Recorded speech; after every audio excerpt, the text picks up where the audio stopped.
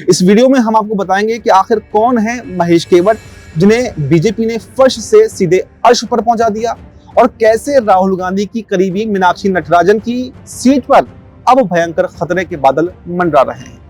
BJP ने जिस चेहरे को मैदान में उतारा है, उनकी कहानी किसी फिल्म में स्क्रिप्ट से कम नहीं है। महेश केवट मध्य प्रदेश के बुंदेलखंड अंचल के निवाड़ी जिले से आते हैं और वो खुद बताते हैं कि साल 2000 में उन्होंने एक बेहद साधारण पार्षद के रूप में अपनी राजनीतिक जीवन की शुरुआत की थी, जिसके बाद में वो ओरछा नगर परिषद के उपाध्यक्ष भी चुने गए। राष्ट्रीय स्वयंसेवक संघ यानी कि आरएसएस, अखिल भारतीय विद्यार्थी परिषद और बीजेपी संगठन में जमीन पर बरसों तक दरी बिछाने वाले महेश केवट को जब टिकट मिला तो उन्होंने साफ कहा कि एक आम कार्यकर्ता को इतनी बड़ी जिम्मेदारी देना सिर्फ और सिर्फ बीजेपी में ही मुमकिन है। लेकिन महेश केवट का यह राजनीतिक सफर इतना आसान नहीं रहा है।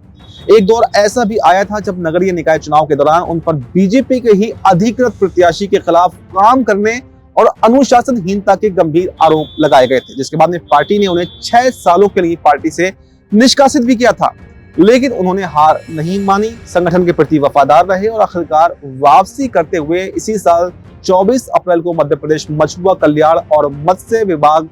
बोर्ड के अध्यक्ष बनकर कैबिनेट मंत्री का दर्जा हासिल किया और अब वो सीधे देश के उच्च सदन में जाने की दहलीज पर खड़े हैं। राजनीतिक विश्लेषकों का मानना है कि महेश केवट को उम्मीदवार बनाना बीजेपी का कोई भावुक फैसला नहीं है, बल्कि इसके पीछे एक बहुत बड़ा सामाजिक और क्षेत्रीय संतुलन का गणित भी छिपा है।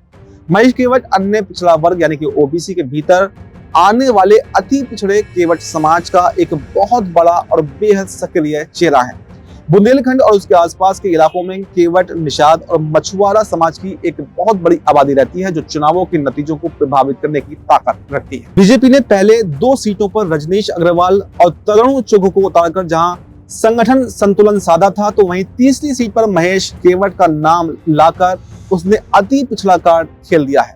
इस मास्टर स्ट्रोक के जरिए बीजेपी ने न केवल बुंदेलखंड में अपनी पकड़ को मजबूत बनाया है, बल्कि केवट समाज को यह संदेश भी दे दिया है कि उनकी पार्टी में एक छोटे से कार्यकर्ता का कद भी रातों रात कितना बड़ा हो सकता है। इस पूरी पटखनी के पीछे की इनसाइड स्टोरी बेहद दिलचस्प है कि इस तीसरी सीट पर कांग्रेस के दिग्गज नेता दिग्विजय सिंह सांसद थे, लेकिन जब उन्होंने चुनाव लड़ने से साफ इनकार कर दिया तो कांग्रेस आलाकमान ने राहुल गांधी की बेहद करीबी और पूर्व सांसद मीनाक्षी नटराजन को अपना उम्मीदवार घोषित कर दिया। पहले वेट एंड वॉच यानी कि देखो और इंतजार करो की मुद्रा में थी, लेकिन जैसे ही कांग्रेस की तरफ से मीनाक्षी नटराजन का नाम फाइनल हुआ तो वैसे ही शनिवार और रविवार को बीजेपी के भीतर बैठकों का दौर बेहद तेज हो गया।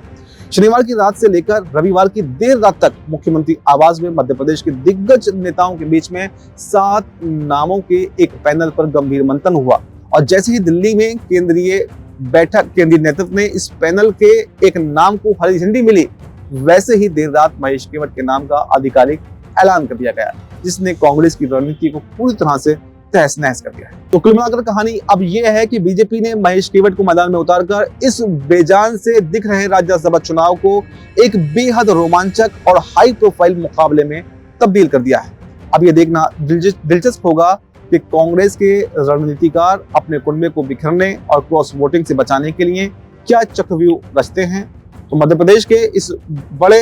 और दिलचस्प राज्यसभा चुनाव पर बीजेपी के इस अति पिछड़े